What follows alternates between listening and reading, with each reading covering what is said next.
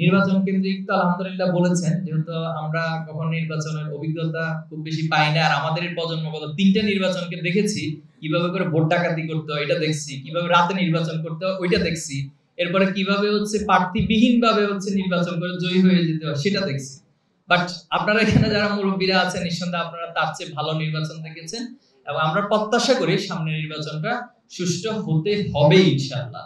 এখানে কোনো কম্প্রোমাইজ চলবে না, কারণ যে প্রজন্ম এত রক্ত দিয়ে একটা সুন্দর বাংলাদেশ গড়ার জন্য শপথ নিয়েছে, তাদেরকে আপনি এখন অন্য কোনো কিছু দিয়ে ভুলিয়ে ভালিয়ে তাদেরকে দিয়ে আসলে আপনি যেন তেন ভাবে নির্বাচন করতে পারবেন না ইনশাআল্লাহ। এটা প্রতিজ্ঞা আমরা এবং এই কমিটমেন্ট আমরা দিতে চাই ইনশাআল্লাহ। এই প্রজন্ম তারা একটি সুপ্ত আগ্নেয়গিরির মতো,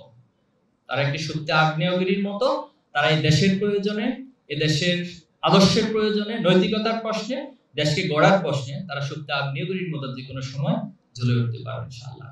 আমরা বিশেষভাবে আজকে যারা এখানে এসেছেন, এবং আপনাদের প্রতি অনুরোধ থাকবে লক্ষ্মীপুর 3 আসনের জন্য আপনারা নিজেদের জায়গা থেকে সর্বোচ্চটুকু দিয়ে কাজ করবেন, সেই প্রত্যাশা রাখছি। আর ছাত্র রাজনীতি প্রসঙ্গে একটু বলতে চাই যে বিগত সময়ে ছাত্র রাজনীতিকে কলুষিত করা হয়েছে, এবং সাধারণ শিক্ষার্থীদের কাছে ছাত্র রাজনীতি একটা ভয় আতঙ্কের নাম হয়ে গেছে, একটা ট্রমা তাদের ভিতরে কাজ করে যখন ছাত্র রাজনীতি শব্দটা শুনে। এবং আপনারা অবাক হবেন, 5ই আগস্টের পর আমরা একটা ইন্টারনাল সার্ভে করেছিলাম, সেখানে উঠে এসেছে বাংলাদেশের মোর দ্যান 80% শিক্ষার্থী তারা কোনোভাবে ছাত্র রাজনীতির নামে শুনতে চায় না, ছাত্র রাজনীতির সাথে তারা ইনভলভ হতে চায় না।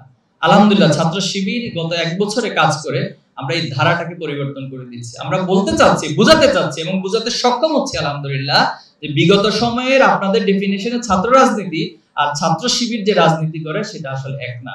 এটা হচ্ছে মানুষ গড়ার একটা কারখানা, একটা ইন্ডাস্ট্রি। এখানে মানুষ গড়া হয় কিভাবে করে একজন ছাত্রকে তার একাডেমিক যোগ্যতার পাশাপাশি তাকে নৈতিকভাবে, তাকে দেশের জন্য, তাকে বিশ্বের জন্য তৈরি করা হয়, সেই কাজগুলো ছাত্র শিবির করে যাচ্ছে। আলহামদুলিল্লাহ আপনাদের সকলের ভালোবাসায় এই প্রজন্ম তৈরির কাজ ছাত্র শিবির অবারিতভাবে করে যাবে ইনশাআল্লাহ। অনেকে আমাদের পায়ে পাড়া দিয়ে ঝগড়া করতে চায়, আপনারা মনে লক্ষ্য করেছেন কিছু ক্ষেত্রে।